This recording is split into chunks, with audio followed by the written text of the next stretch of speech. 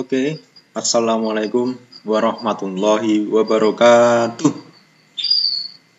Selamat pagi anak-anakku semua, siswa-siswi SMP Budi Utomo Surakarta, khususnya di sini kelas 7. Ustadz ucapkan selamat datang kepada anak-anak semua yang berhasil masuk ke SMP Budi Utomo Surakarta. Selamat bergabung dengan kami. Semoga kedepannya kita selalu diberi kelancaran dan juga kebarokahan. Nah, pada pagi hari ini kita belajar atau akan belajar tentang mata pelajaran prakarya. Mungkin di minggu kemarin Ustadz sudah memperkenalkan diri Ustadz, tapi barangkali ada yang mungkin tidak bisa mengikuti Zoom. Jadi perkenankanlah Ustadz memperkenalkan diri sekali lagi. Perkenalkan, nama saya adalah Ustadz Ilyas. Di SMP Budi Utomo, Ustadz mengajar atau mengampu sebagai guru mapel prakarya. Selain itu nanti barangkali sudah tatap muka, Ustadz juga diamanai atau disuruh untuk mengajar pramuka ya. Ustadz juga pengajar pramuka di SMP Budi Utomo Surakarta. Ya, tapi saat ini memang belum bisa tatap muka karena memang kondisi seperti ini, sehingga kita harap tetap bersabar, saya tetap berdoa agar kondisi segera membaik dan juga kita bisa segera bertemu di sekolah nantinya.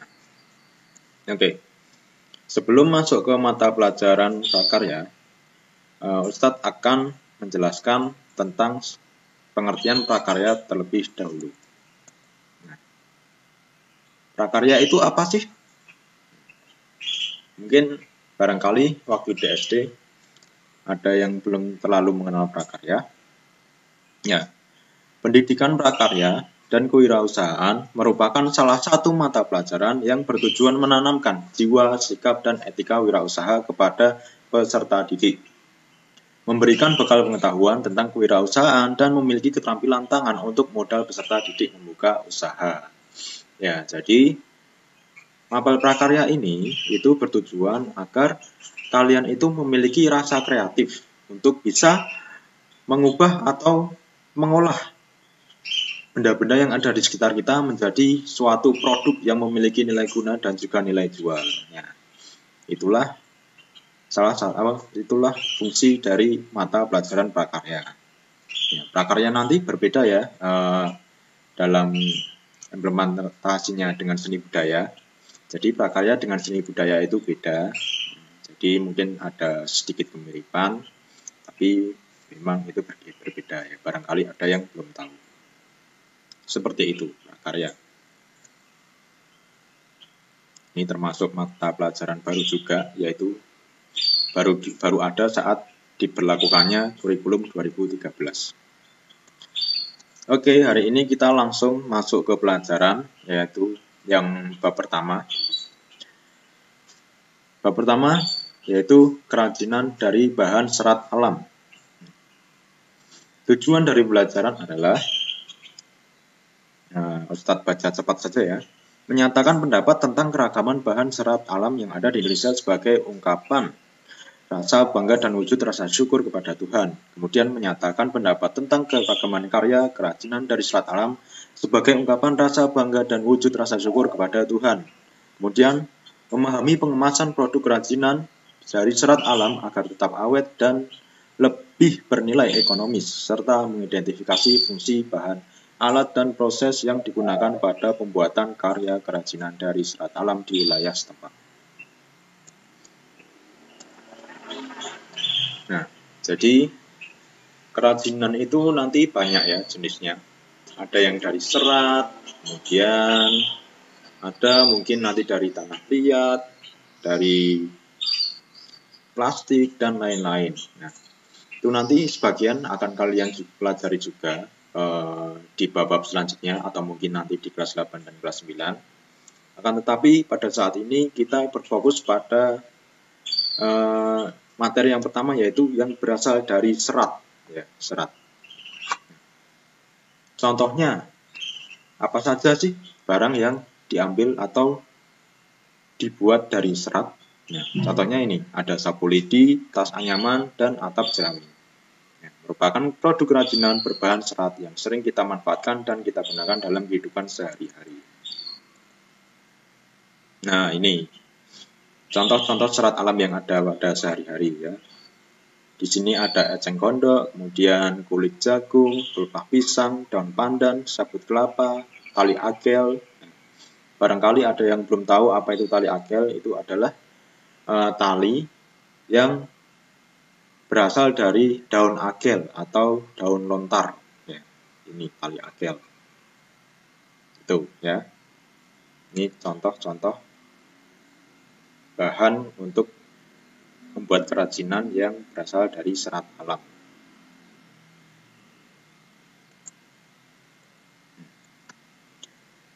Tanaman eceng gondok bisa dibuat berbagai kerajinan tangan karena memiliki serat yang cukup kuat. Agar mudah dibentuk, eceng gondok sebaiknya dikeringkan terlebih dahulu. Hal ini disebabkan eceng gondok merupakan tanaman basah yang hidup di permukaan air. Selanjutnya, penjemuran dilakukan selama kurang lebih minimal 7 hari. 7 hari dengan cara ditempatkan di permukaan tanah sehingga dihasilkan eceng gondok yang bersih, lentur, kering sempurna, tidak tumbuh jamur, serta tidak rusak ataupun busuk. Oh ya, sebelumnya ini dikeringkan terlebih dahulu. Jadi sebelum dikeringkan, eceng gondok juga harus dibeli terlebih dahulu untuk mendapatkan eceng gondok yang sudah tua. Nah, tanaman eceng gondok itu biasanya sering tumbuh di permukaan sungai yang mungkin di situ airnya banyak tapi arusnya tidak deras, atau bisa juga di permukaan danau atau waduk. Ya. Barangkali di sini ada yang rumahnya dekat waduk, entah itu waduk Cengklek atau mungkin yang dari luar kota waduk mana lah, ya itu dari bendungan-bendungan, mungkin ada juga yang ditumbuhi tanaman eceng gondok. Nah, jadi sebenarnya eceng gondok itu juga bisa dimanfaatkan untuk kerajinan. Ya. Ini contohnya kita bahas di sini, yaitu tanaman eceng gondok juga bisa dibuat untuk membuat sebuah produk kerajinan. Kemudian kulit jagung. Nah, barangkali kemarin waktu bakar-bakar ada yang tidak terlalu suka daging, akhirnya mungkin memilih yang lain. Contohnya mungkin jagung. Nah, jagungnya di situ masih ada kulitnya. Nah, kulitnya itu sebenarnya bisa juga kita manfaatkan jadikan produk. Nah, jadi nggak harus kita buang, bisa kita buat sebuah produk. Oke, jagung biasanya hanya dimanfaatkan bibitnya untuk keperluan pangan. Sedangkan kulit dan rambut jagung tidak dimanfaatkan lagi sehingga menjadi limbah rumah tangga. Namun, ternyata kulit jagung dapat dikreasikan menjadi produk kerajinan yang bernilai estetik tinggi. Kerajinan kulit jagung dapat dibuat menjadi aksesori, pajangan, atau barang bermanfaat lainnya. Ya.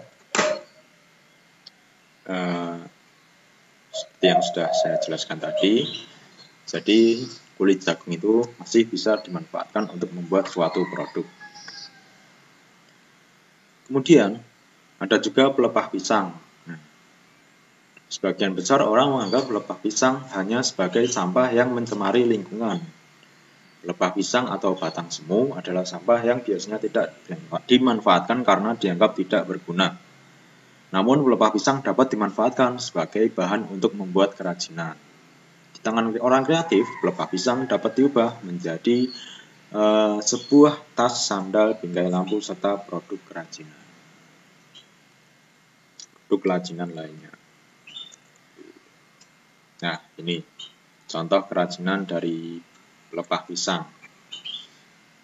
Mungkin kalau dulu sebelum pandemi, mungkin sebentar lagi bulan Agustus, jadi kalian mungkin sudah tidak asing dengan benda ini, ya. Pelepah pisang biasanya buat lomba pukul air. Nah, itu pelepah pisang yang masih basah. Nah, kalau sudah kering itu biasanya bisa dibuat kerajinan, baik sandal ataupun tas dan lain-lain. Kemudian daun pandan.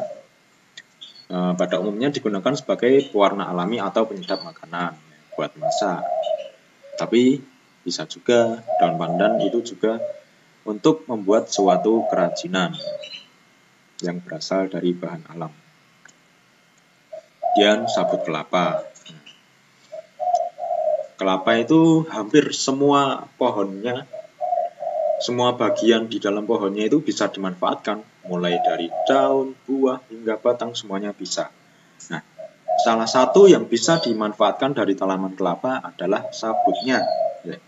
Sabut kelapa terdapat pada buah kelapa. Bagian ini berbentuk serat yang dapat digunakan untuk berbagai keperluan, misalnya untuk mencuci piring atau membersihkan kerak. Atau kalau mungkin yang masih di pedesaan, yang tanahnya, yang lantainya masih berupa tanah, biasanya sabut kelapa juga dipakai untuk keset ya, untuk membersihkan kaki atau sandal. Nah, serat sabut kelapa ini juga dapat dimanfaatkan untuk menghasilkan produk kerajinan yang bernilai estetik. Nah, ini tali agel. Tali agel biasanya digunakan sebagai bahan utama maupun bahan pendukung untuk membuat kerajinan tangan. Nah, tali agel adalah lilitan yang terbuat dari daun agel. Daun agel berasal dari pohon jenis palem bernama gebang. Tali agel diperoleh di berbagai toko kerajinan dan tersedia dengan berbagai ukuran.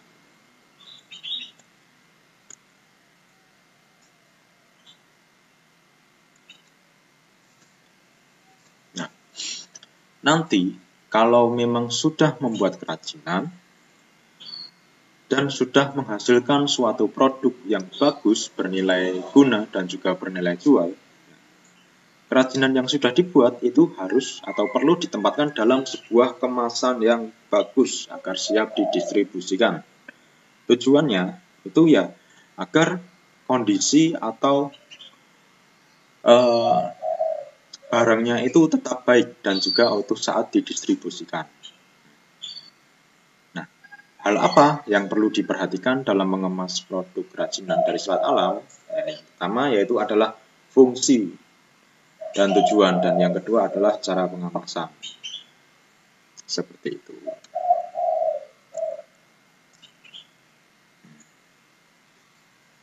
Fungsi kemasannya sebagai wadah untuk sebuah produk, kemudian memberikan perlindungan pada barang yang dikemasnya, memberikan kemudahan dalam pengangkutan, dan juga memberikan keterangan mengenai sesuatu yang dikemasnya. Jadi ya jelas nanti di dalam kemasannya itu isinya apa itu biasanya tulisan. Misal kalian beli mie instan, otomatis kan sudah ada tulisannya di buku di bungkusnya, mie goreng rasa ayam geprek. Nah, itu kan ada. Begitu juga nanti kalau kita membuat produk ya kemasannya diberi nama, jadi biar tahu isinya itu apa. Kemudian memberikan perlindungan pada barang yang dikemasnya, jadi ya biar nggak rusak, biar awet. Kemudian juga saat membawanya itu biar mudah. Nah, tujuannya ya memberi pelayanan kepada konsumen dan juga memberi ciri tertentu pada sebuah produk dan juga memberi daya tarik pada barang yang akan dibeli oleh konsumen. Nah, sedangkan cara pengemasannya ada yang secara tradisional, jadi memakai bahan yang ada di lingkungan rumah, dan ada juga yang secara modern, jadi misalnya menggunakan plastik, mika, fiber, dan lain sebagainya. Contoh cara pengemasan ya. Oke, insya Allah itu yang bisa Ustadz sampaikan pada pagi hari ini. Insya Allah untuk materi selanjutnya akan Ustadz sampaikan pada pertemuan berikutnya. Banyak salah dan kurangnya dari Ustadz, mohon maaf sebesar-besarnya. Alhamdulillah jazakumullah khairan. Akhiru qouli hadza. Wassalamualaikum warahmatullahi wabarakatuh.